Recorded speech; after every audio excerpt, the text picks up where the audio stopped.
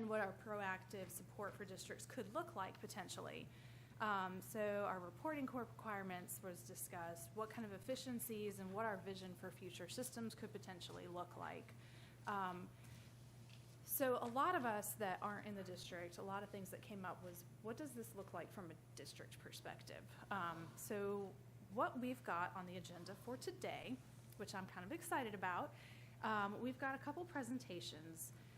One of your handouts is the district accounting systems spreadsheet that Melanie Jeanette was nice enough to put together for us, and you'll kind of see some of the systems that are being used throughout the state. You see kind of the same ones over and over. You'll see Smart Fusion, which is Harris Technology, and Infinite Vision, School ERP, and Munis, which is Tyler Technology. So we have both of them here today. Ben is with Harris Technology. We'll bring him up here shortly to kind of give us a demo and answer some questions we might have. But for the sake of getting things rolling, I'll go ahead and hand it over to Ben. I'm going to have Holly Caston kind of do an opening and then kind of jump into the presentation. So, Holly? Thank you, Ben. Good afternoon, everyone. My name is Holly Caston, and I'm the VP of Sales and Marketing here at Harris School Solutions. I'm joined here today by Ben Childs, who is our EVP. We are thrilled to be meeting with you today to share our Smart Fusion software with you. I wanted to start off and talk a little bit about what makes Harris different. First off, we only serve K-12, and we're very passionate about what we do. Where other vendor software was originally made for local government, our system was developed hand in hand with South Carolina school districts. As you'll see in today's presentation, we have reporting built specifically for South Carolina to help make reporting easier for our clients. Another thing is we're local. Ben and I both live in South Carolina, as does our support vice president. Our Smart Fusion team is based out of Easley, South Carolina, as well as our development team. What this means is we talk like you do, and we can quickly be on site should any of our clients need assistance. We also have direct experience. Ben has served as an auditor and auditor manager for school districts, as well as the CFO at a couple of South Carolina school districts. Jenny, who's not with us today, our enterprise sales representative, she was a payroll manager for many years at a district. I've also served as a teacher and substitute in a couple of our upstate districts. And we're just a few of our team members that have direct district office experience. Now Ben is going to show you our Smart Fusion software and discuss a few of the South Carolina specific functionality that it has. Hey, Ben. Thank you, Holly. As you're seeing on the screen, I'm actually presenting this from my desktop as opposed to using one of our hosting centers. All of our clients are able to be hosted by us. We also have a web browser. So I know some of you guys here use Smart Fusion or hosted. You know you can actually access Smart Fusion from an iPad through the web browser and not have to be sitting at a PC or a desktop. The one thing we always kind of like with Smart Fusion, as it was built with our clients, we have a client advisory board we meet quarterly as far as really what we're doing and how we're building the software. This is our current third iteration of our software. I am kind of going to date myself. I actually used the old DOS version, used the Accounting Plus version, and then used Smart Fusion. Just from overall, we are in the process now of taking Smart Fusion, rewriting it to the next version. So that's something we are continually doing, updating the processes and updating our software. Some of the things, this really from a overall standpoint, yes, sir. Ben, can I ask you a question about that? Yes. Can you talk just for a second about the process you go through, especially with users when it comes to developing the next version? Yes. So what we do is we have our client advisory board that we have members from both South Carolina and Georgia on that visit, that kind of sit there and guide us what we're doing. We also have part of that process. We have our user group in the spring of every year in Greenville, South Carolina, as well as our connection meetings, is we want the impact from our clients. We go out and visit our clients. We see our clients at SCASBO, at the places of saying, what are y'all seeing? What do y'all need to make your lives easier? Some of the reports we'll kind of talk about today is like the ESSA location reconciliation was built based on client feedback, as well as the GAPS report for South Carolina reporting those things. We are very much involved with our clients. What we do are a little different. I think there's people have said in the past, Smart Fusions may not be well known across the nation. we are from a Harris standpoint because we focus on what we do best for our individual states. South Carolina does things differently than North Carolina, than Georgia. I've worked in all 3 states. South Carolina has it down. As far as the Unified Code Charter of Accounts, all of those components makes it a lot easier from being able those items. And really with that is keeping that involved and making sure that we build the product specifically for what our clients in South Carolina need. Feedback from not only from the CFOs, from directors of HR and superintendents, but also from the individual end users of what things make their lives easier and how to make their lives easier in the system without having to make life hard. With that, we have business analysts that sit down with, when new requirements come out, they write the requirements. I want to say some of the things came out when ESSA, we worked with Nick Michaels at the State Department of saying, okay, what does the state saying you need, how you need to get that data, and making sure we build it the correct way from the very beginning. I know from over the years from being in a district, you have districts that talk about per pupil expenditure. There's about 1,400 different ways to calculate per pupil expenditure, depending upon how you read and how you interpret the different regs. We want to work with the State Department. I think they even still at one time had a copy of Smart Fusion that ran here locally. Part of that process is to tell us what it needs to happen, and we will make sure we do that for our clients as well as for from any type of reporting that's needed from the state level. Again, wanting to make sure our clients are engaged, that they have a say-so in what's needing to make their life easier. Many of you may know the former owners of I still call it CSI, Nancy Hedrick. I still, about once a week, bring up something that Nancy's told me years ago as far as when she was developing the program and software. And most of our developers we have are around from that time period as well.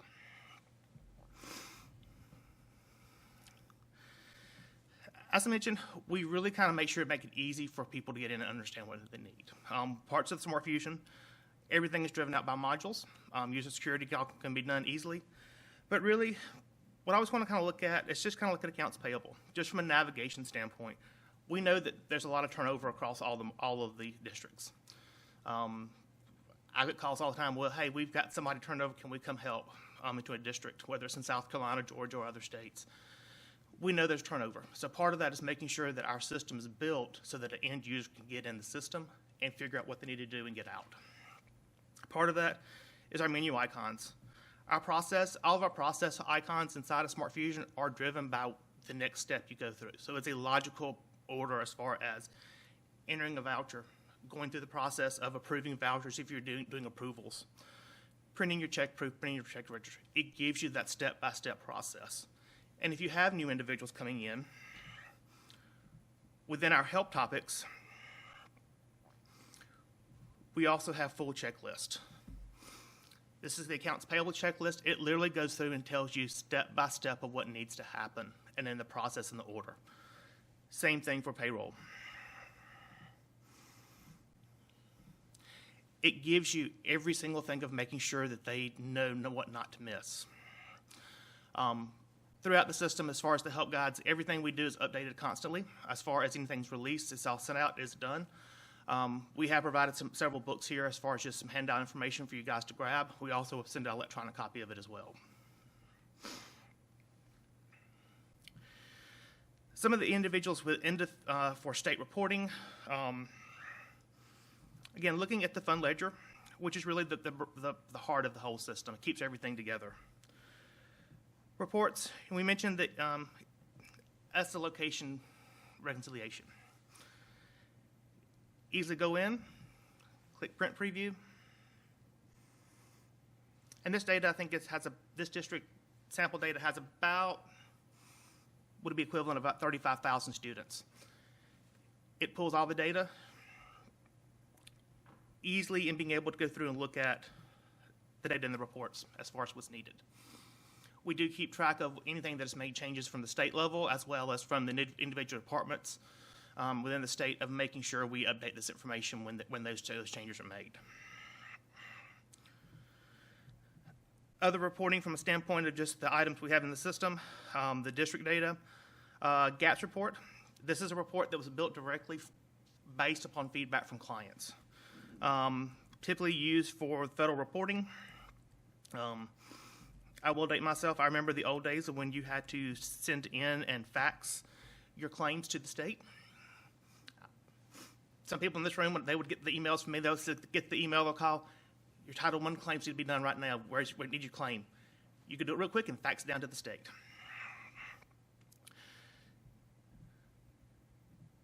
So Title I. Go through the process. It gives you your information needed, pulling from the ledger of the reports to be able to enter into the gaps. We do have capabilities. We do it in other states. Is if the information can be received electronically by the state, we can take this and upload it to the state and create a file so that you're not having to rekey that information. We do that in several states. If it's kind of one of those things, if we know about it, the state can do it. It's like the, some of you are probably familiar with the Medicaid report. If you didn't do it, you're lucky. We have the same capability with Medicaid of doing the report and actually exporting all that information into the state. Again, if we know the requirements that that information can be received, we can actually program in the system. And because of our programs have the history of what we have within the districts of what we do, it's a matter of we have this respect, we have this spec'd out, hey, we need this done. We typically can have things turned around very quickly.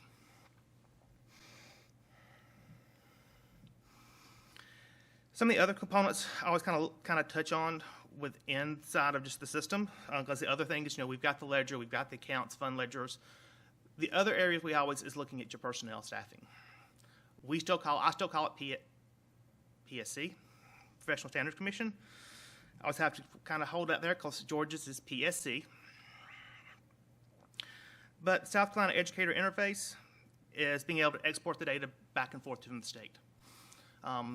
We've had a lot of conversations with clients over the years. I know when they went off from the BEDS codes, BEDS, FTE function category inside the system and into the jobs codes, they had to enter that data. We also have the capability, based upon what's in the system, we can populate data when those changes happen so that districts don't have to do that manually. To export the data, basically it still says, again, PSC listing, pulls the information out, and it really goes from that standpoint and gives you the capability. We know not every district functions the same across the state. Having been a former auditor and worked in different districts all over the world, all over the state, we know some districts do things this way, some districts do things differently. We've tried to make sure we program that in the system so that it's documented for the system.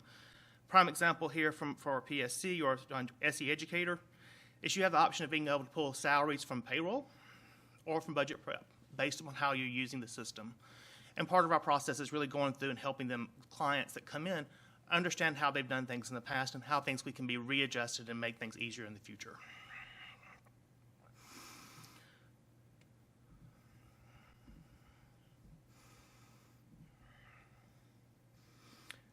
Again, my computer's a little slower because it's on a battery. But looking at the internet and the personnel information, and we'll choose someone that is certified. And this is data that has been completely made up of how everything looks like. So mentioned SE Educator. Job codes, certificate type fields, all of that can actually be maintained in the system and can be exported directly to the state. So you're not having to rekey data, having to go through the process of taking the data, rekeying salaries when people come in. We have the capability in the system. And part of that's also looking at processes of how things happened and changed. Having been used all three versions of the system, there are things that are in the system that were still in there because the districts have done it the same way for 30 years. We have those capability of going and helping them and saying, hey, this has changed. We now can clean your data up. So if you've got stuff that needs to be purged, we can do that and create archive copies so you don't lose the audit record and the history of it, but gives you the way of being able to basically make your data cleaner and being able to make your life easier and utilize the full functions of the system.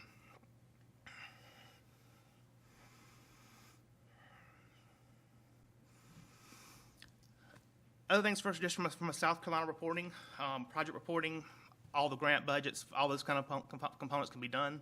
It's really about how much the system can be used and how the district wants to. Smart Fusion does scale, so our smallest client in South Carolina district, I believe, is McCormick. They are on us. Our largest are Aiken, Rock Hill, Florence 1. We have been able to take and done full load balance testing with Smart Fusion all the way up to what would be equivalent of a Greenville-sized school district times 2. So it can actually handle 170,000 students and 25,000 employees.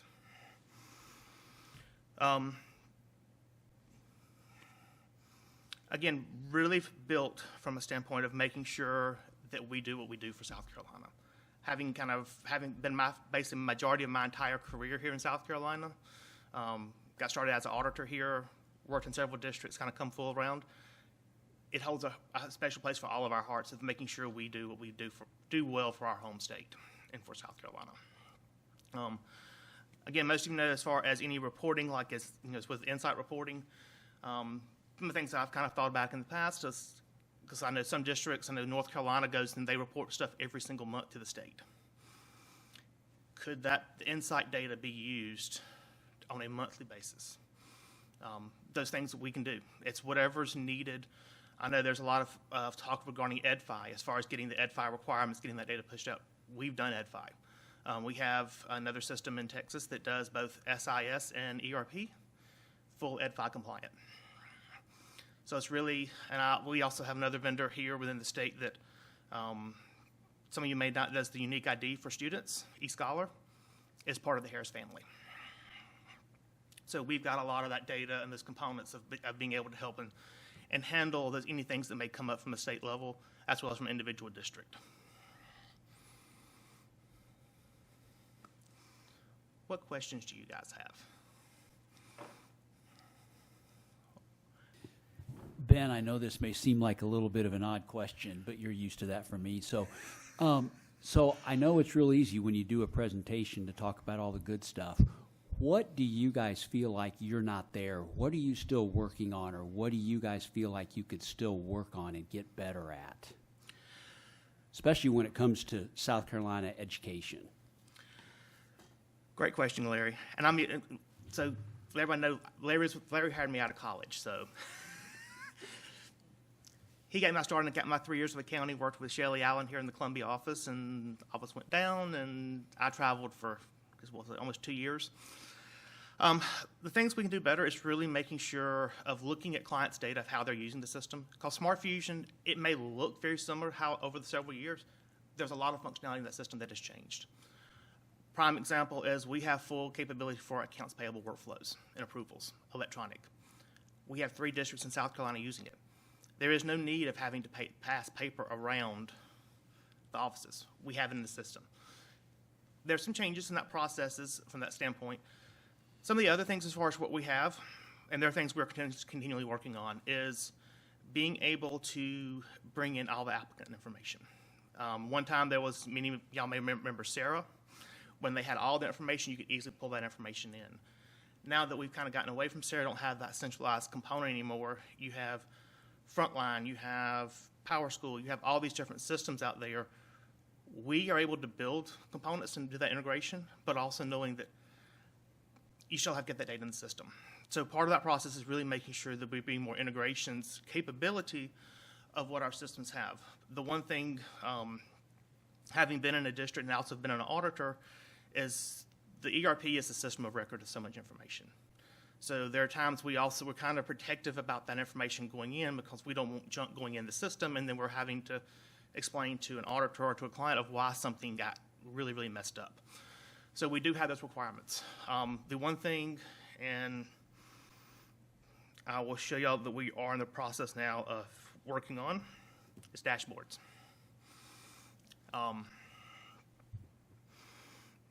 Giving people the ability to easily grab that information, whether it's the superintendent, it's the board, it's anywhere from the public.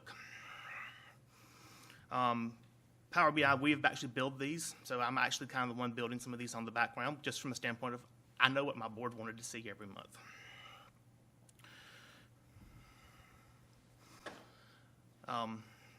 And this pulls from live. This is not something that feeds constantly. This actually is pulling from live data. So if you ran a payroll today or added budgets, the system would automatically capture this information and publish it.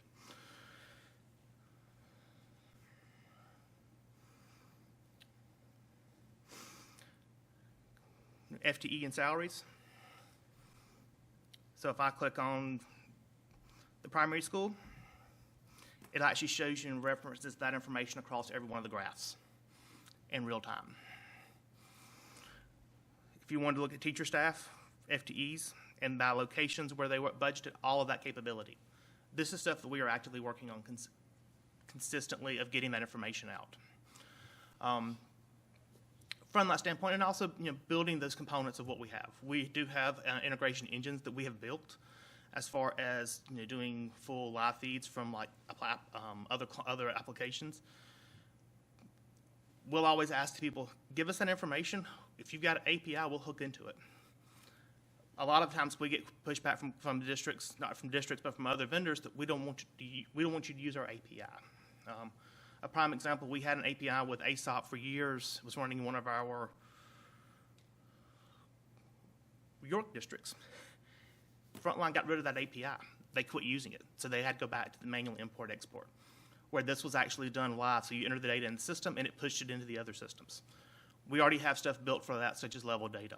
So if you have someone come in, activate them in Smart Fusion, it actually activates them in PowerSchool, push them into level data in every other field. So it's really looking at consistently of where we are and what we're doing.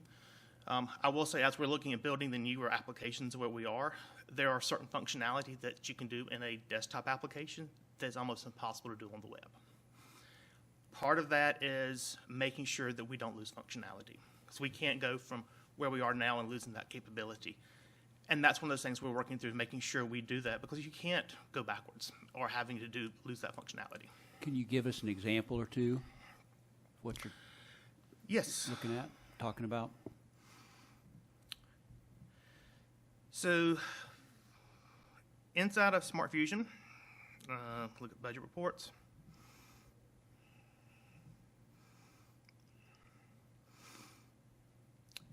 We have audit reports, but we also have what's called a data viewer.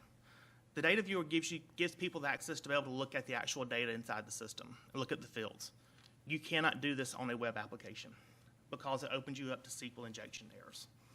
So that's some of those components, as well as some of the grid reporting. We have a lot of grid reporting through the system of getting that data.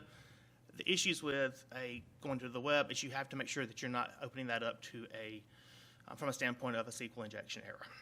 So that's really kind of where we have looked at from a data security standpoint. Data security is probably also our additional to the EVP. I'm also our security officer. So if anything that happens with any of our clients' data, I'm involved in it within about 2 minutes. And part of that is making sure that we lock that data down. It's one reason why we don't use AWS or we don't use Microsoft.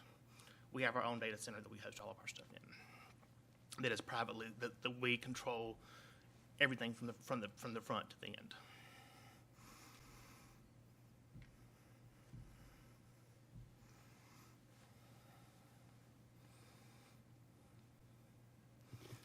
I know that's a big issue, so talk a little bit more about data security, because that's huge now. It is, and it's, knock on wood, we actually have a full team that's dedicated to nothing but security and compliance. Okay. As far as all of our Harris, with Harris, we do it at our business unit level down to our software. All of our products are SOC compliant, security compliant. We go through SOC audit and assessments every year. Clients want that information for insurance or whatever, we provide that information to them.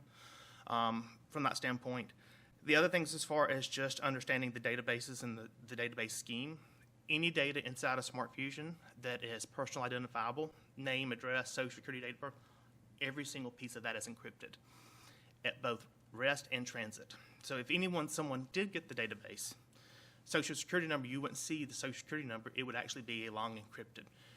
And you have to have the decryption key to get that. And that decryption key is actually stored off-site in another place that it cannot be accessed but by 3 individuals that we retain. Do that on a rotational basis. And it's, for all of our applications, we're that way. Data security is one of the things, especially with, we have, in South Carolina, we have 75+% of our clients are hosted by us. That is something, because my information is actually out there as well, inside several of these districts. that I've worked at in the past, so we don't want that information out. That is something that we take. That's one of the one things that we can do everything in the world, but having policies and procedures and making sure that's being enforced so that we keep that data secure. How about backup and data recovery? Great question. So our backup and data recovery, if you're hosted with us, we back up every single table SQL Server every 5 minutes.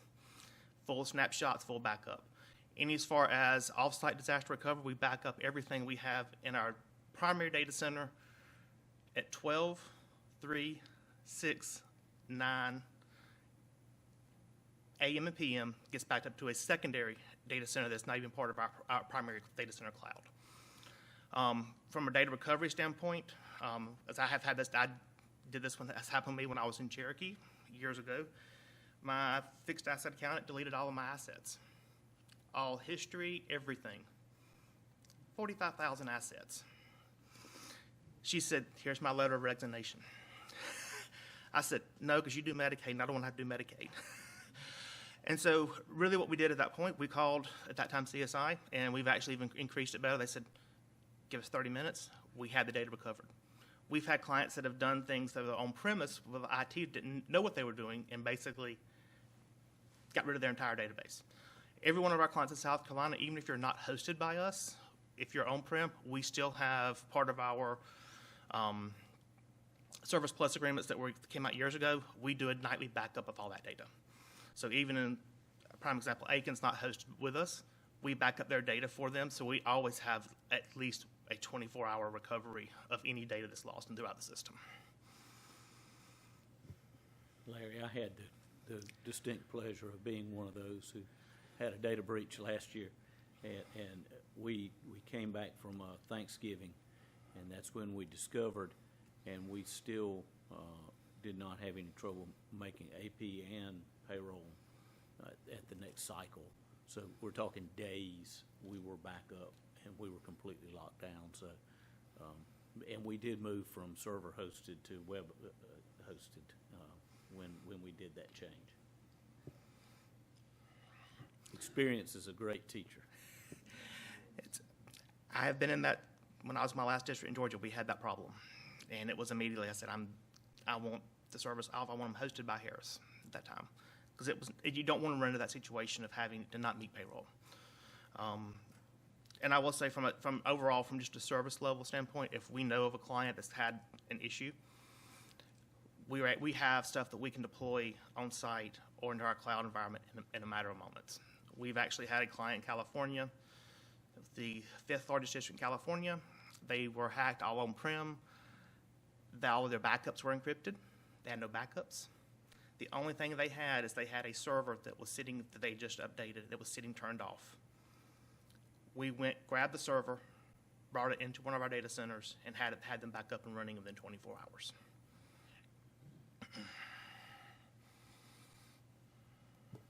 Ben, one question. I know the system uses Crystal Reporting, and sometimes when you download a huge data file out of your ledger, it's in a funky format. Is your update perhaps considering a little better download to Excel, maybe, perhaps? Yes. Yay, okay. And Good. part of that's kind of, I'm just going to run a detail account inquiry. If you go and run, I'm not going to run the whole ledger because I've done that before, and it takes, do Title I. So Crystal Reports is our report engine, but we also have, within the new web version, all those Crystal Reports are being generated into what are called telereporting, which is our reporting platform. So, wonderful report. You go to export it. You can do it directly to Excel here. It looks funky. It has stuff you have to go and manipulate. The one thing we have done within Smart Fusion to be able to address some of those items is your display grids. The display grids have actually been in the system for about 10 years. I'm surprised at the people that don't know of how much those grids are there. The display grid gives you the same component, but in an Excel-like format that makes it easy to be able to export. Export directly to Excel. Also with this, as you know, there's sometimes reports, there's fields on the report that may not be on that report because of how things are. Here inside of Smart Fusion, we have all the fields that are available on this report that may or may not be shown. And we have clients say, can we have this field added? That's no problem. We just need to know what we need to add and add that field. The also thing that we do within Smart Fusion that's from audit standpoint and from a data security is we track all the changes that are made in the system. So we know who made the change, when they made the change, down to the IP address of what computer network they came from, and what was before and what was after that change. We recently had a request from a district in the state that said, can y'all please get us some information because we're having to go through some audits or some investigations. We pulled it up and they said this made our lives a whole lot easier as we didn't have to go through that point of looking through that data from an audit standpoint. Quick question, on the display grid, is that in every report within the modules? I know it's in the reports I use, but is it in every report in all the modules? It is in almost every single report, but if we haven't, like we had one client request it in cash collections. We took it, it takes us literally a day to add that capability to that grid. So it's one of those things that we knew what the reports that we needed. If someone say, hey, we need this information, we take it and we get it scheduled and get it out in the next release. The one thing I will say, the biggest area that I've always used it is in personnel. I cannot tell you the number of times I've had to go through and try to find someone with a certain certification. I always use Adaptive PE. You're easily able to hear and actually see every single ID certification. Dump this out to Excel. It keeps all the data to where you can easily find it.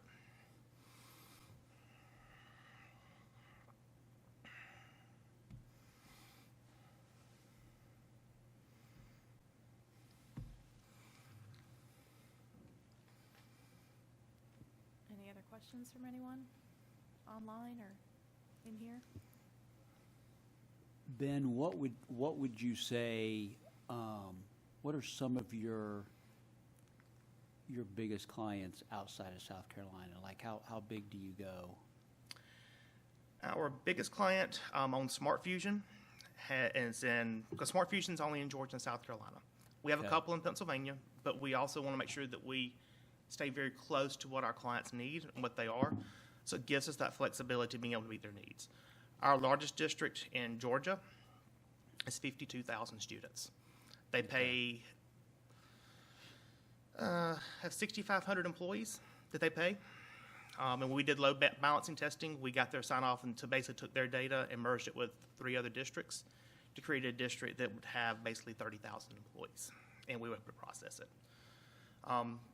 Some of those things that we do run into when we start looking at those larger districts and those larger systems is being able to go through, okay, let's look at how your security, how you're set up and structured from a IT standpoint, and making sure that it runs and functions.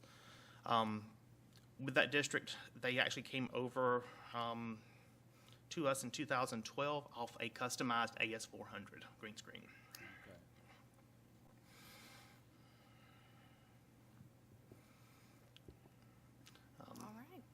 Thank you, Ben. I really appreciate it. Thank you, guys. Sorry for oh yeah, San Holly. Oh.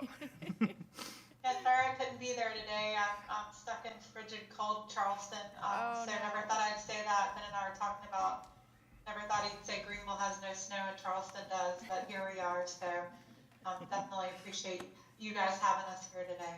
Well, enjoy the snow Yes. while you can. Thank you.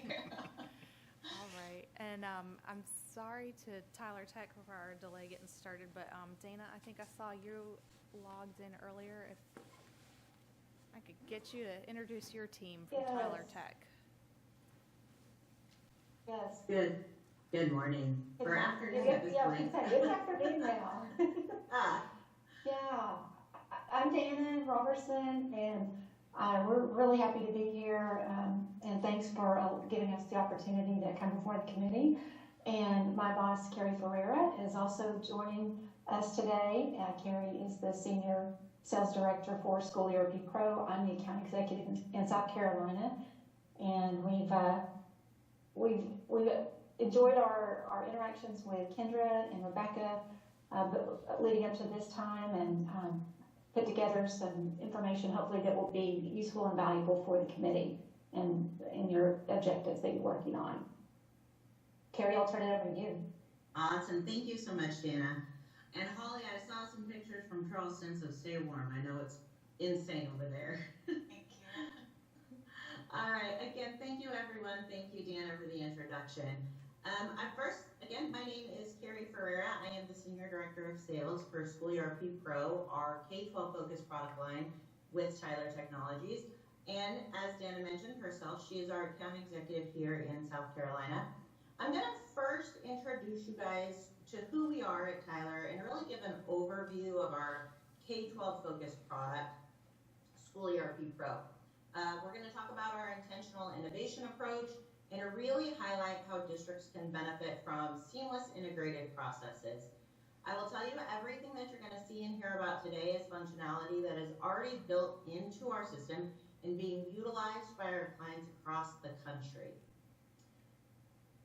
And since we've got people in a group, what I'll do is I'll go through my presentation, then open up the floor to questions if that works for everybody.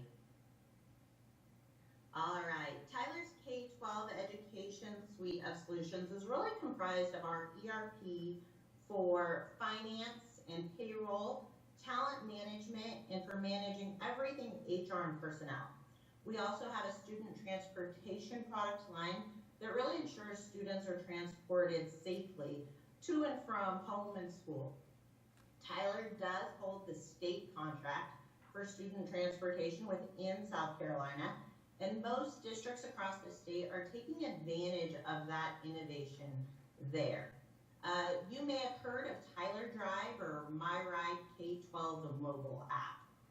We offer a modern cloud solution powered by AWS with access to your data anywhere 24/7. It's in a secure cloud environment.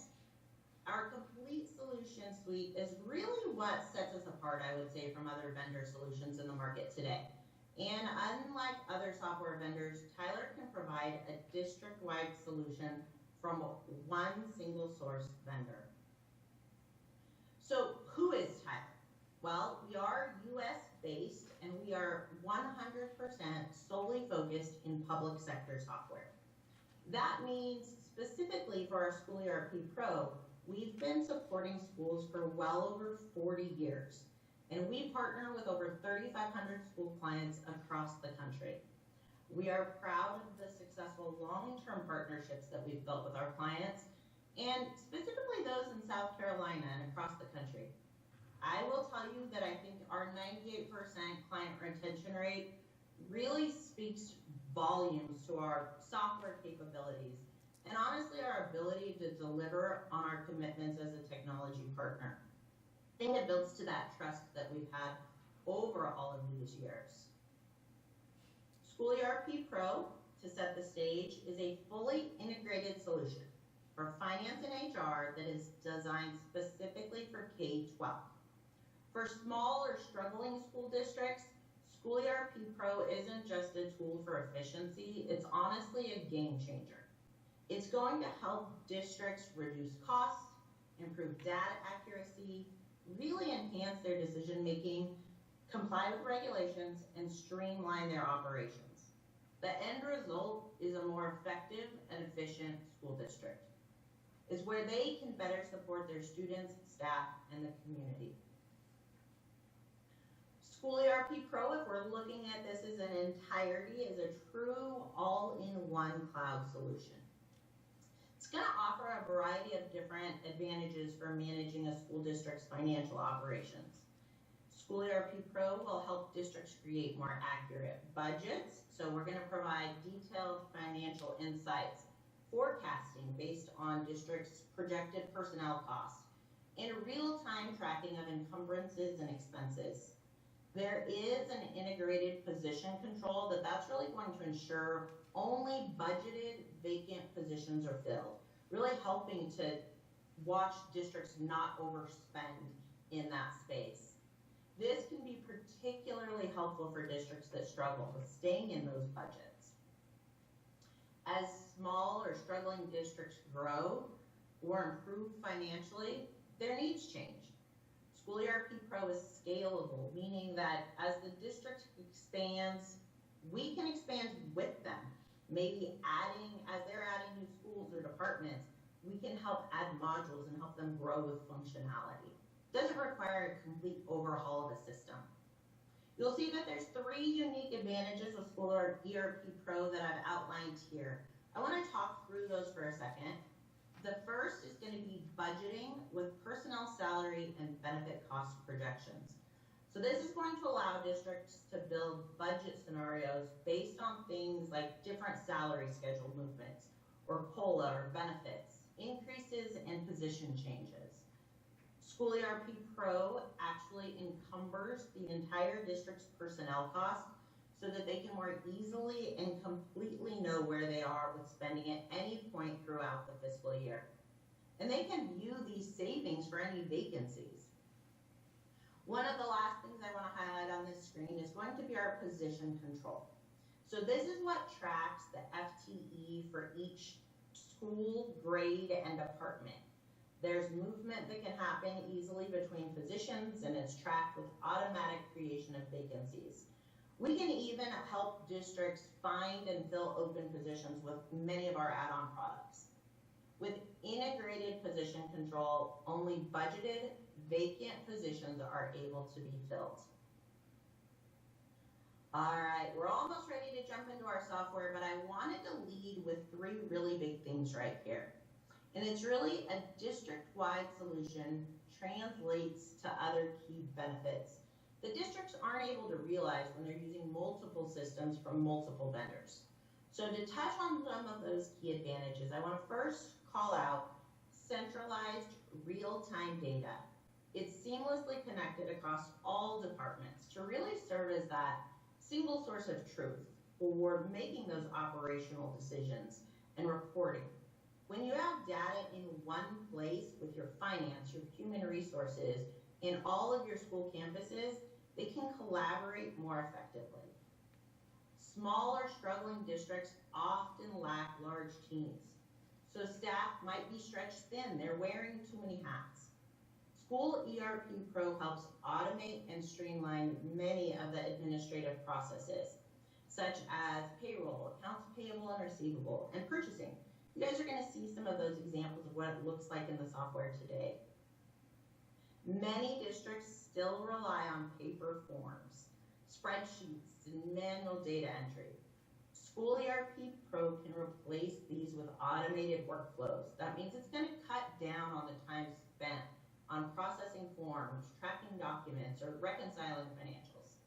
When you can reduce manual tasks, you also reduce the need for extra personnel and minimize human errors, which ultimately saves on labor costs. I'm going to jump into the mindset of what we think about with School ERP Pro and really our intentional innovation. I would say, I think we all live this life.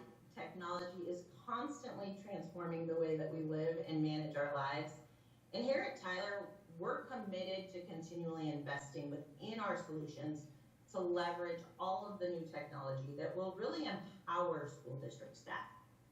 So some of the ways that Tyler's philosophy is intentional innovation and in transforming the way that school districts manage their personnel and leveraging that technology is what we're going to look at next. All right, here's a quick look at what a dashboard looks like right when someone opens up School ERP Pro. Now, what these dashboards will allow users to do is really make proactive financial management possible. Dashboards are going to offer real-time data analysis of performance indicators that really help manage the day-to-day operations at a district. And they're going to help leaders track and progress and identify trends. So maybe there's rising expenditures or remaining budget expenses, or remaining budgeted funds. I will say that these dashboards are role-based. So it really becomes unique to the users utilizing the software. So maybe it's a finance director versus a principal versus an HR. They all have different priorities. That means the software works with them to accommodate what their priorities are. I will say that using smart technology, dashboards really surface proactive reminders and alerts at a glance. There's indicators to keep workflows moving forward and really address potential problems before that they occur. At Tyler, we leverage this innovation within our solution to empower the staff to manage district operations. I'm going to call out a few examples on what this dashboard is. For example, right up here in the upper right-hand corner, you'll see an imbalance. This is a quick view that lets you know where bank statement account variance is and gives a quick read on reconciling bank accounts. You can quickly see if you're out of balance. There's Smart Card Proactive Alerts. Over here on the left-hand side, those are going to be called Smart Cards. And you'll notice that we have them for requisition approvals. So right when you open your screen, you know what you need to take care of for that day. It's also going to call out things like invoices that are maybe open over 30 days or any accounts that are over budget, maybe purchase orders that are open over 180 days. All right at your fingertips. You don't have to go anywhere else. This is the first glance. One of the really cool things is approvers can see at a glance the details of items that need their approval. So I mentioned the first one that we looked at on that smart card is the requisition approvals. And when a user can expand that, they can see the details or a quick high-level view of what that requisition is. There are quick action buttons over here that will allow the approver to either approve the requisition or return it to a prior approver if there's multi-step workflows. They can return it all the way to the originator, or they can drill down into the requisition details. Again, all of this straight from the dashboards when they first open the software. When users do drill down into a requisition, this is an example of what that would look like for a user. And they're viewed with so much more information. So there are items such as at the top portion, the requisition detail, there's order information and line items. And right from here, they can either submit this for approval or they can save it and come back and continue working. This was just a simple click from one step to your dashboard to all of this vital information. I will say that School ERP Pro offers really seamless, integrated content management as well. This is one of my favorite parts of what our software is able to do. And it really eliminates the need for paper anywhere that makes sense. So what we do is we really support a paperless approval workflow. There's user-defined approved workflows for items such as purchase requisitions or invoice approvals, even to employee expense reimbursements. There are employee leave requests and contracts, so everything from reviewing, signing, and accepting an employment contract can be a seamless digital experience. It's really designed to store and manage all types of documentation. So our content manager does everything from items created within the system, so things like requisitions, purchase orders, and checks, to any external documentation like an invoice or a packing slip. This is a full automated document storage system that's built directly into School ERP Pro. The way that you can see this is really like a digital file folder experience is what I would like to say. Here we're going to see a look at what I mean by that. This gives that look of this paperless opportunity.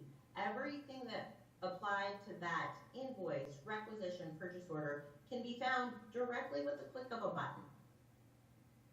There are advanced content management opportunities within this Tyler content management system. Things like redaction capabilities to help you safeguard data for security and privacy. There is OCR capabilities that capture and store key information. So if a document's scanned in, that technology is scanning the document and already highlighting out key pieces of information. No one has to go in and say, this is purchase order number 1234. The OCR technology is going to recognize that. There is also a record retention setting that ensures compliance with state laws and regulations. One of the things I wanted to highlight that takes this innovative technology even a step further, and we talk about the redundancy or the need of staff to do things, what can we automate, is here at Tyler and within School ERP Pro, we can really automate and digitize the entire accounts payable process with our AP automation with invoice capture and disbursements. That means that you can scan in an invoice, create the invoice, take it all the way through a digital payment process, all without ever having to print a check, put it in the mail. It is truly a digital experience that reduces the need on additional staff. All right, so one of the things I really want to highlight today is the access to the data and the reporting that comes with School ERP Pro. So it's important, right? You've got to get it, you've got to get it accurate, and you've got to get it quick.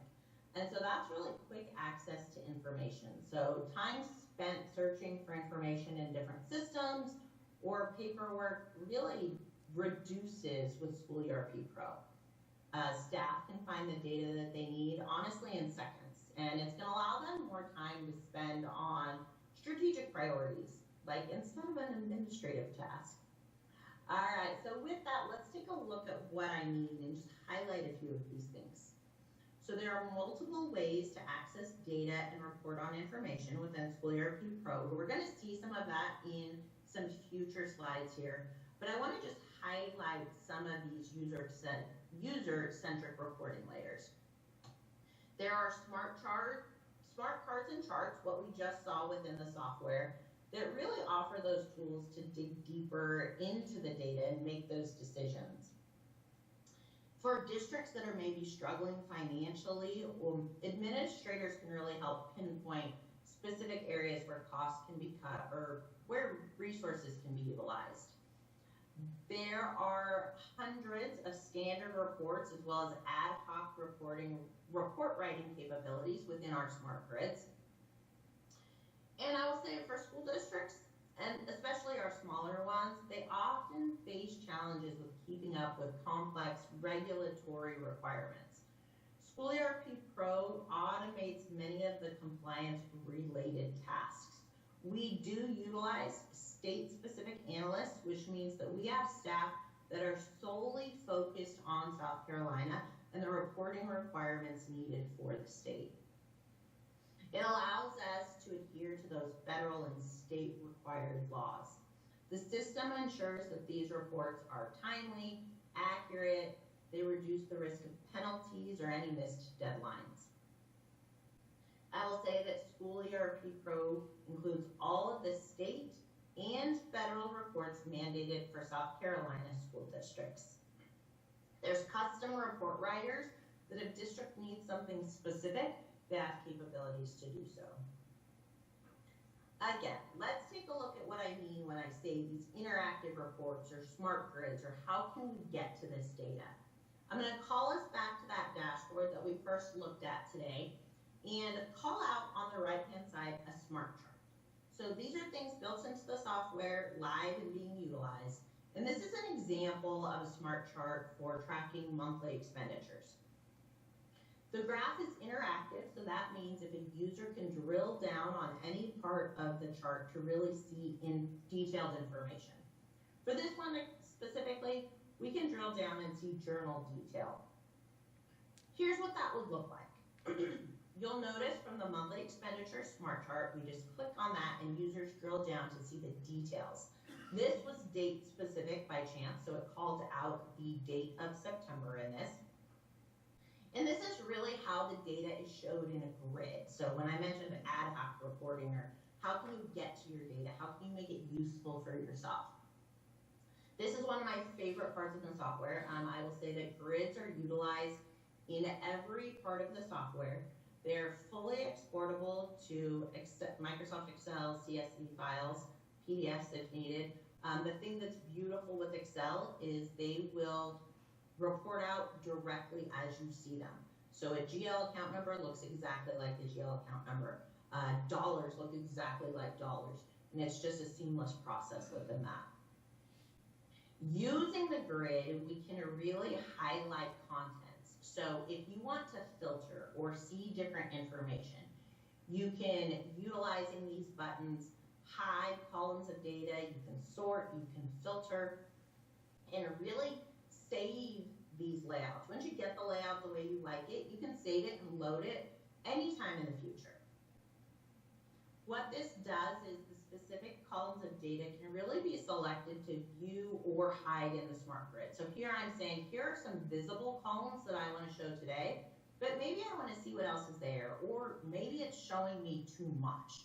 This is where we use those filter buttons to really pinpoint the data that we're trying to get at. It works similarly, I'm not going to say just like, because it's not exactly Excel, but let me tell you, it feels like you're working in Excel. You can do things like pinning columns, so that if you see that data on your left-hand side, you can scroll across, but continually keep those key important pieces of information at your fingertips.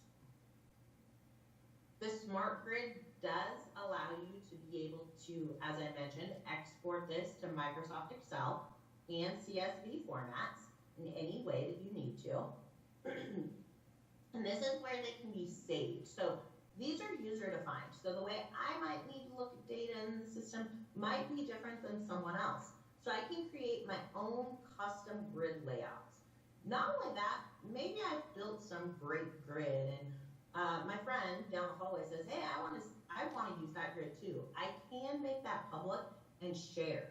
That means that everyone can benefit from a great grid layout. It doesn't have to be built time and time again.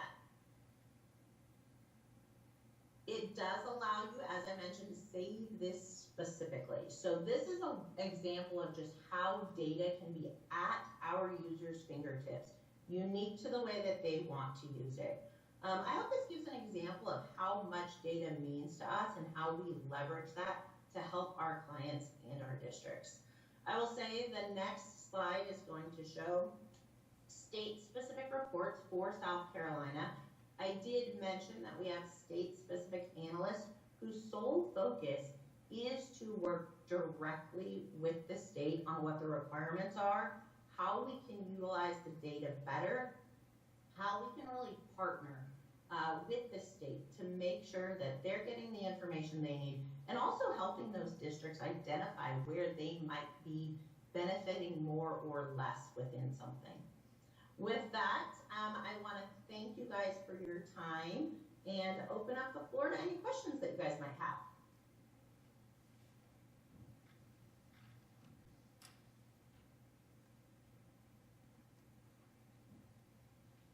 All right, well, there were a couple questions that were from the group earlier that I do want to kind of just call out. Our largest school district that we utilize across the United States is found in Mesa, Arizona. They are 60,000 plus students. Specifically, our largest in South Carolina is Fort Mills School District. The smallest one in South Carolina would be our Greenwood School District with 1,400 students. So I like to call that to just address the range of client size that we really help facilitate across the United States and specifically in South Carolina. Hey, Carrie, this is Larry. You talked about your analysts that keep up with the requirements in South Carolina. Talk a little, one, where are they actually physically located and where do they work, and how do they actually keep up with what's going on? You know, as reporting requirements change at the State Department of Education, how do they keep up with all that? Well, I'll first actually offer the opportunity. I did invite, I'm not sure she'll be able to join to speak, but I want to give her the opportunity before I overstep. Teresa, are you available to unmute to be able to speak to that question for Larry? Hi, this is Teresa Ludy, and I am a product analyst for the School ERP Pro product. I don't know how long I can talk. I'm working from home, and I have my two very loud, boisterous dogs with me here today. And when they hear voices come through the computer, they get really excited and start barking sometimes. I am not dedicated specifically to the state of South Carolina. There are several of us analysts throughout the United States in various locations, and each of us handles several states. As far as keeping our finger on the pulse of the changing requirements, we work a lot in partnership with existing clients. We tend to try to go out and review state websites to get information both with like payroll reporting and with state-specific reports that are specific for the Department of Education's found throughout the United States. I can tell you that, like with South Carolina, we try to work very closely with different vendors. I'm trying to like just pull up an example. I know back several years ago when the state personnel reporting was revamped for South Carolina, and it was moved to the XML reporting format. I worked very closely with the vendor, sending test files, verifying formats. We were in communication with them for quite a while, making sure that we had that format correct, and then getting it out to our clients prior to the deadline for the reporting changes. We've done the same thing with other reports. I'm trying to think like others that we've changed, like fringe reporting or fringe benefits reporting, that type of thing. We just do whatever we can do to try to get the information, to stay on top of that. And it varies from state to state, right? But we try to work very closely in partnership with our existing clients to do that. And I think that's one of the things that I want to highlight here is really Tyler's commitment, School ERP Pro's commitment to partnering with the state. Really understanding what are the needs, specifically the data, how it looks, the type, how is it reported. I actually, just before this meeting, had the opportunity to be on a meeting with our product teams and highlighting how can we make this reporting easier for the state of South Carolina, for our users within the state as well. So maybe that's introducing new ways of technology to get the reporting to and from the state. We're really looking to partner in that space to determine all best steps forward within that. Thank you. Can you guys also just spend a minute and address the whole issue of data security, data backup, data recovery, if data's lost, et cetera? Yeah, absolutely. I think that's a great question. I think one of the things that I do want to highlight is within Tyler, one of the benefits of being a School ERP Pro client utilized by a Tyler backend is really our approach of having that large engine behind us. And what I mean by that is Tyler Technologies as a whole has 40,000 installations of software installed across the United States. That means that we have hundreds of people solely dedicated just to security within our AWS environments. I am going to, give me 1 second, I'm going to pull up a deck here really quickly, just to give myself some of the statistics because I don't have them right off the top of my head. I apologize about that. But I will tell you that we do multiple compliance audits. So we have our SOC 1 type and our SOC 2 type audits that are conducted by an independent AI CPA firm that has the PA DSS and PCI DSS validation. So there's PCI security controls with everything. I will say that the Amazon Web Services data centers, we have them regionally, so there's redundancy built in within that. And they apply and rely on alignment with the Tier 3+ guidelines. I have some links to those if those are anything that would apply to anyone's interest that I could provide post-meeting if needed. There are the data centers with automated business continuity. So there's disaster recovery, there's data retention. We do production data backups across multiple AWS regions. And so the reason that that's important is if your data doesn't live in just one space from a security backup standpoint, that means if something happens in one region, we have data stored up across and in backup senses. There are daily backups, so we keep those 7 days within each backup. There is a weekly backup stored for 4 weeks, and then there's a monthly and a 3-month span time. I will also tell you that I would want to highlight that aside from our backups and the security and all of those things, when we're talking about a cloud environment, it's also about your uptimes. So like understanding what your available is. And our service level agreement really guarantees a 99.7% application availability. So that means within an hour or 24-hour RTO. So that means to your return online of what that looks like. Security is something that we take so closely to our hearts with the number of clients that we are serving across the United States and with fully dedicated teams whose sole focus is that.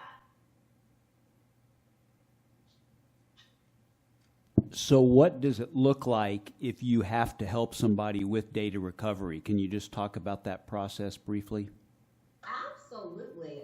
It's something that I wish I could say I never had to know about. But unfortunately, as I tell people, especially when even in an online or an on-premise environment, it's unfortunately one of those things. It's not an if, but potentially a when. And so really, we partner with our clients. If we have our on-prem clients with a disaster recovery service, we really connect with them, see where their data is, what's available, what's not available.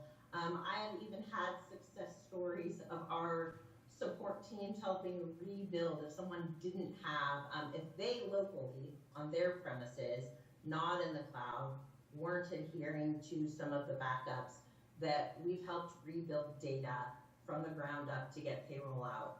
It's really something that we take to heart. Our districts have businesses and districts to run. How are we going to support them and partner through that space? So it's something that we take arm in arm, is what I would say, in a priority approach to get them their data and get them back up and running. Thank you. Of course. Thank you, Larry. I appreciate the questions. Anyone else? All right. Well, I would like. You know, Carrie, I just want to jump in and say this is Teresa again. And since you opened the door for me, I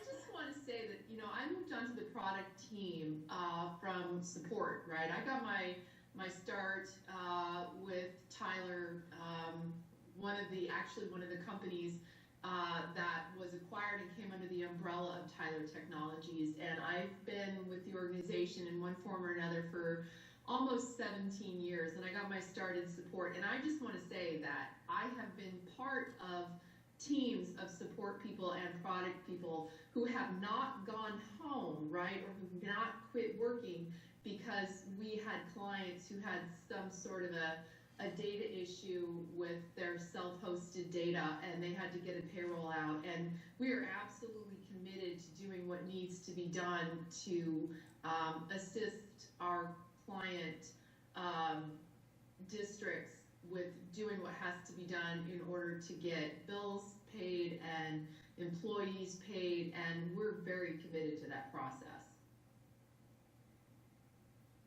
Absolutely. Thank you, Teresa. If there was nothing else, I just want to thank you guys for the opportunity to present what School ERP Pro brings to districts. Yes, across the country, but more even specifically to South Carolina. And I think that that's a technologically advanced, innovative product that really is a forward-thinking, seamless process for our districts. Thank you all so much for taking the time today. I really appreciate it. All right. Of course. Thank you all.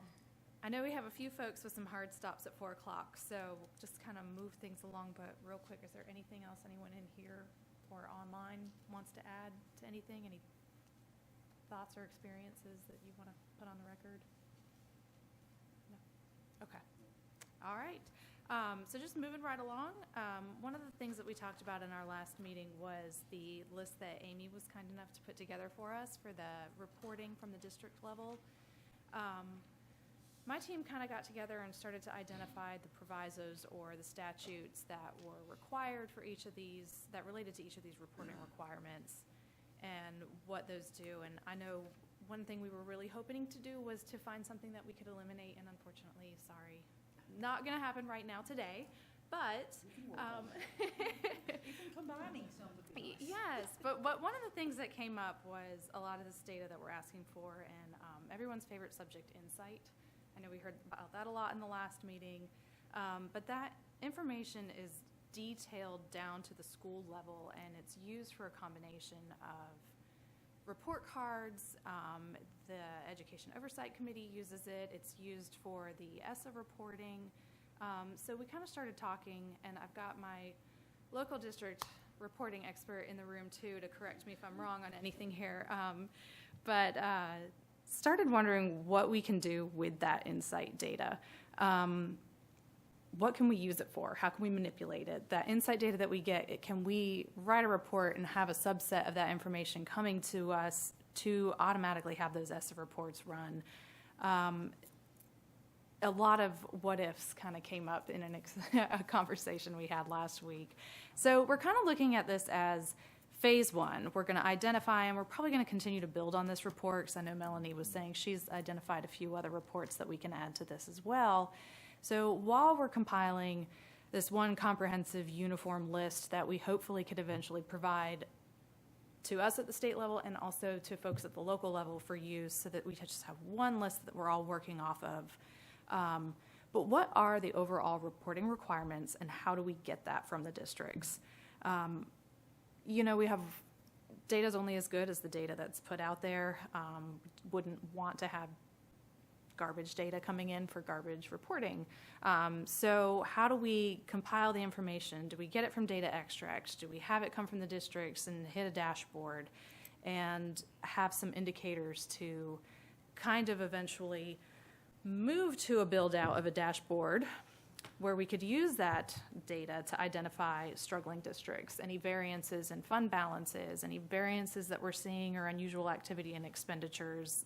The list could go on and on as to what our indicators could be, and then have a dashboard at the state level with role-based functions. So EOC could go in and extract the data that they need for their report cards and their reporting, and the Revenue Fiscal Affairs Office could go in and extract reports they need. Perhaps Senate and House representatives could all be able to access that data. There's a lot of opportunity to build out on this information. So that's kind of where we are from a reporting requirement standpoint at this point. I think we have a lot of opportunities. It's just going to take a little more digging, a little more getting together. Melanie's already offered her time to get back with us and continue to add and build onto this report. But is there anything else that anyone could think of? I'll just add to that, if you don't mind, Kendra. I know a lot of this is required by proviso or state or federal law, and a lot of the reports that Amy included on hers are programmatic reports. They may or may not have a statute behind them, but as Kendra said, we would like a comprehensive report. What I'd like to also see us add to this, because this is part of the burden, is the frequency of the report. Some are annual, some are quarterly, like Medicaid, some are monthly. So that would be very, very beneficial. So I would like to see us to add frequency to this report. I know Senator Henry's office put something out. So we've got this list, we've got Amy's list, which I have added probably, Amy, and I need to send to you or to the committee, probably 10 or 12 other things. Some of them may not be required by statute, like, for example, one of the ones that I added to the other at the end of the report that Amy generated was if you fall into the requirements for a procurement audit. That's on there. Just things that districts have to do from a financial standpoint that are, for lack of a better term, burdensome. That's one reason I want us to add frequency to this, so we can see just how much is produced at the district level, both programmatically and financial. And unfortunately, even if it's programmatic, it's going to touch finance because most of it is tied to funding. And Melanie, I'm glad you mentioned that, because at some point in time, and this may not be the best place to do it, but I'll just go ahead and mention it, since Melanie was kind enough to bring it up. One of the issues that has been discussed for years, actually, is when we start talking about procurement and the level of expenditures at which procurement audits are required. It has been the same for how long? I don't know, a long time. And I think it's something, when we kind of talk about reporting overall, I think it'd be good for us to at least talk about that. And again, I think that's proviso related, right, in terms of the expenditure level? That's in law, right? It's in state law, right. So but I think it'd be worth talking about it while we're doing this. I agree, Larry, and like I said, there's so many things that they cross over agencies, like one of the ones we had that got brought up Tuesday at the Finance Roundtable was the report, the State Treasurer's Office. So we're not looking at just stuff that's required by the department that's reported state and federal, but also through other state agencies, is the unclaimed property report that is due by law on November 1st. And out of sight, out of mind. If it's something you do annually, you forget about it. So I think if we can create a comprehensive list, this list, the list that Amy has started that's had added to, and then the list that Senator Hembree's office has done, it would give us a really good snapshot of everything that is required. Now, other things are going to come through that we need this report, but like Kendra said, if the data is already up here, okay, office, you can go get it from this dashboard of data, and it would eliminate the need to go to the districts every single time. I would also like, if possible, to see maybe use listed somewhere on here. And I just bring up one thing, like the funding flexibility form. I know that it's required in proviso, but yeah, almost like why? Now with the flexibility that's supposed to be in the new funding formula, why is that still needed? And then how is it used by anybody at the department or the state level? Or is it used? Well, I didn't want to say that. I just mean like a use call, like. All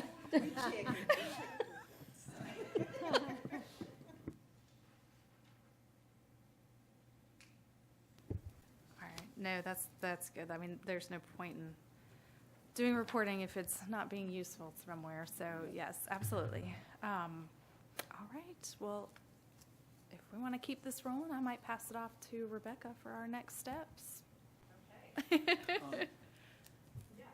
And maybe this will go along, because Rebecca and Kendra and Ellen and I met earlier. It was for a totally different subject, but I went ahead and brought this up. And as I have been looking about what we're trying to do with this committee, and realizing that after today, we really only have 3 more meetings scheduled.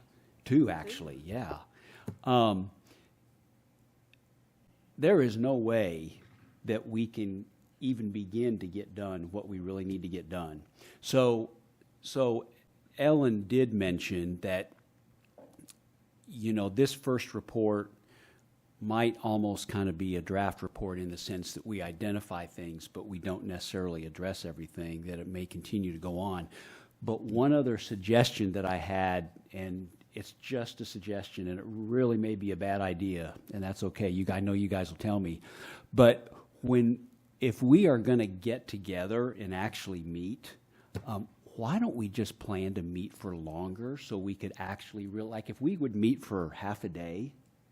And I know that's not always easiest for all of us with our schedules, but if we plan it far enough in advance, I feel like we could really get a lot more accomplished, because 2 hours just goes by so fast. And I feel like there's only our second meeting, but I always feel like I'm leaving with thinking, oh, we could have done this or that as well. So just a suggestion. That's a terrible idea. No, I'm just kidding.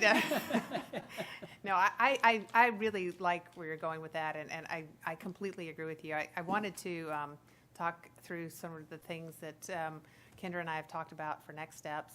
And our next meeting, I'm really, really excited about this. So our new CIO, Dan Rollier, I think many of you may know him from his previous role in research and data analysis, but he has actually helped us put together a panel of CIOs from other states that have gone through the exact same issues that we have, and they're going to talk through their experiences and what they did, their problems, their solutions, and their experiences, both bad and good. And so that's actually going to be moderated by, I think his name is Dean, I did write it down, Dean Folkers, who is the Director of Education, Data, and Technology with the Council of Chief State School Officers, CCSSO.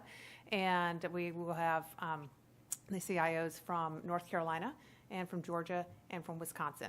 And they all did very different things, but again, they were all addressing the exact same problem that we have here today. So they'll each do sort of a 15 or so minute presentation of their experiences, and then we will have an open Q&A where we can ask them all sorts of questions, technology, as well as business and processes that go along with that. Then again, when Larry brought up, we need really more time to sit down and digest and think. This kind of goes exactly hand in hand with the things that Kendra and I had talked about for sort of our last meeting.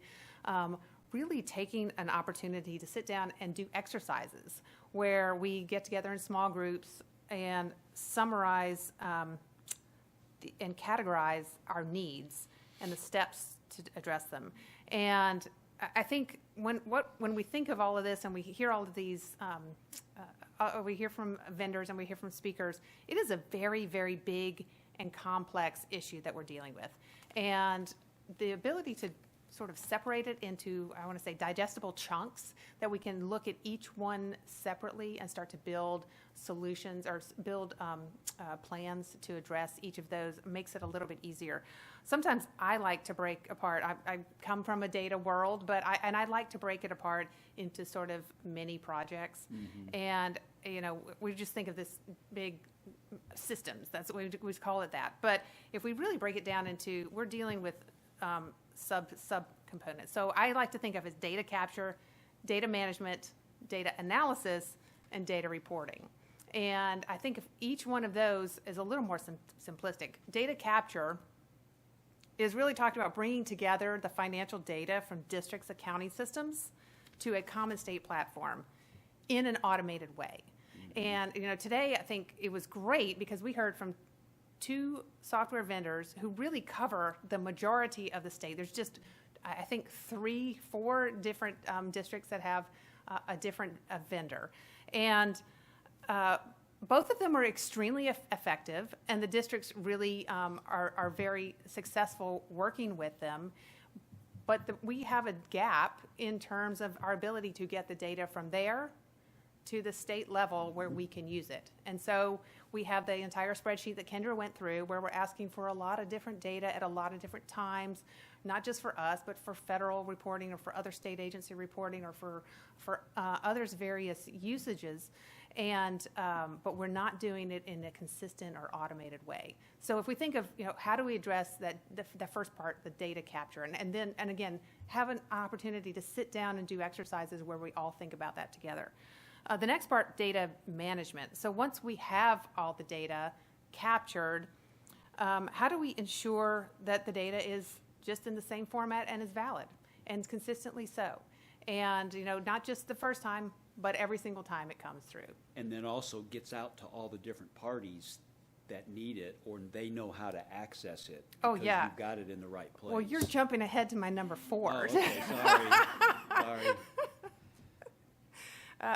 And then, but I like where you're going because that is, ultimately when I get to that is the biggest part. The next part I had was data analysis. Mm-hmm. So we've got the data, we know it's valid, but now let's use it. Let's use the right metrics to identify districts that are struggling with accounting issues proactively. And let's use it to identify unsustainable trends or outliers and determine the driving factors behind this. Or any other thing, the issues that we have, let's develop the analysis to identify those districts. And then the big thing that you just brought up, Larry, is let's report on the data. And let's display it in ways that it provides insights in the right way to the right stakeholders, to federal, to state, legislative, other agencies, the schools themselves, the districts themselves, and the public. And there's a variety of different roles, and so building out dashboards, or other mechanisms of displaying that data and reporting, that's sort of the final step. And, I know I have, again, couched this in sort of a systems technology standpoint, but systems and technologies exist to support business and processes and people. So we don't just sit here and design the systems and the data capture and the data management and analysis and the reporting. We do it to go along with the processes. And so each of these steps takes a look at what are people doing, what are the processes that we're going through, and let's make sure that they're optimal, that we really have the best practices in terms of when we're implementing those processes. So, Larry, I think to go through each of those things and do the exercises where we sit down together and talk about our shared experiences in districts and what's going to make each of those successful and help come up with that plan. You're right, we can't do that in 2 hours.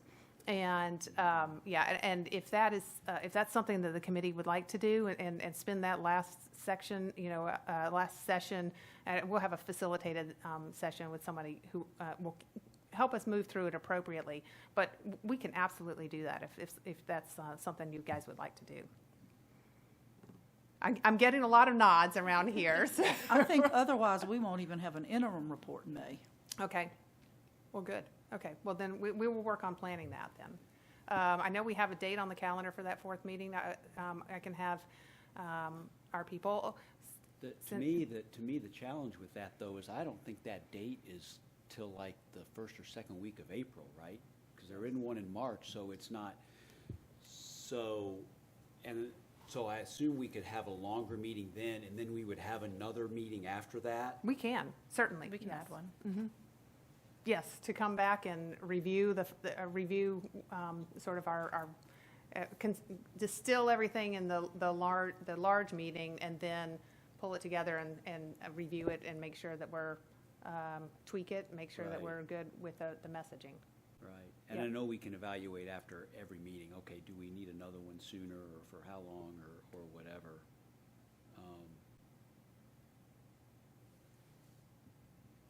I'm just looking at the proviso again too to make sure that we think we're addressing all the things that are really in here. Increased transparency for school district personnel, stakeholders, policymakers, yes. Ensuring alignment to accounting standards across state, yes.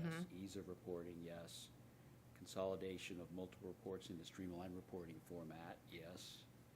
Consistency and increased efficiency for school district staff. Well, not having to fill out all those reports on Kendra's and Melanie's list would definitely increase their efficiency. Yeah, okay, good. Okay.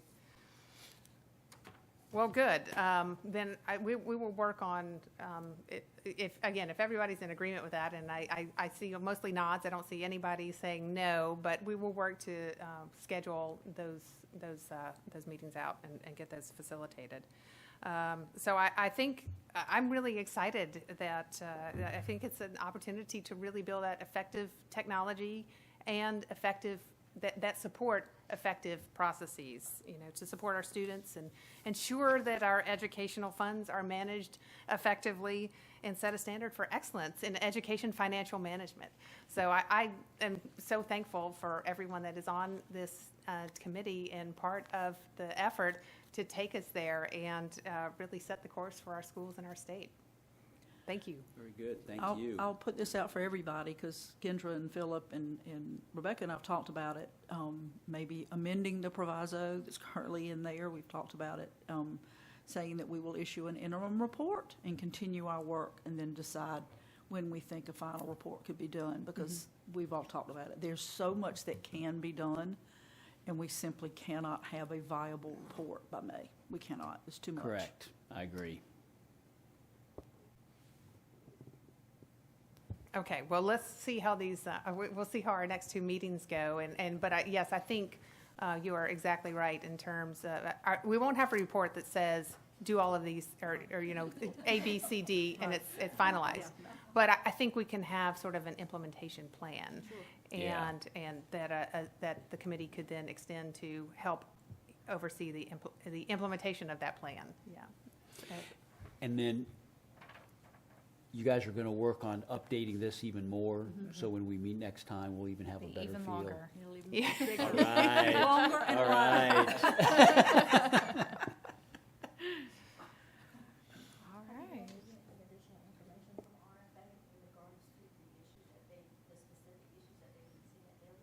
I have not. I have not. I think theirs is just a data in, it needs to be a little more current is probably. I'm glad you said that, so I'll go out on a limb Yes, here too. yes. Had the opportunity to hear Wyatt and company speak at the roundtable, Scastle Roundtable on Tuesday, and they talked about EdFi and Podium and Rally and all the things that the department's doing. And what I mentioned to Wyatt was what I'd like to see is then perhaps RFA, Education Oversight Committee, who are feeding off of this data that we may end up developing through EdFi. So one, we're all reporting the same thing, and two, we are reporting it on a more timely basis because we know, while we think this is important, RFA is using audited financial data. I get that. But for some of the other stuff, they could get almost real-time data if they're going to get it through EdFi from the districts, through ORDA. So I think that's very important. One, that it happens on a more frequent basis. Two, that we're all reporting the same thing. I love that, Melanie. Do me a favor and save that for our exercises where we're talking about data reporting and our needs in our plans. Yes. All right. Anything else anyone can think of? All right. All right. Well, we will see everyone on February 22nd then, or 26th. I'm sorry, 26th. All right. Thanks, everyone.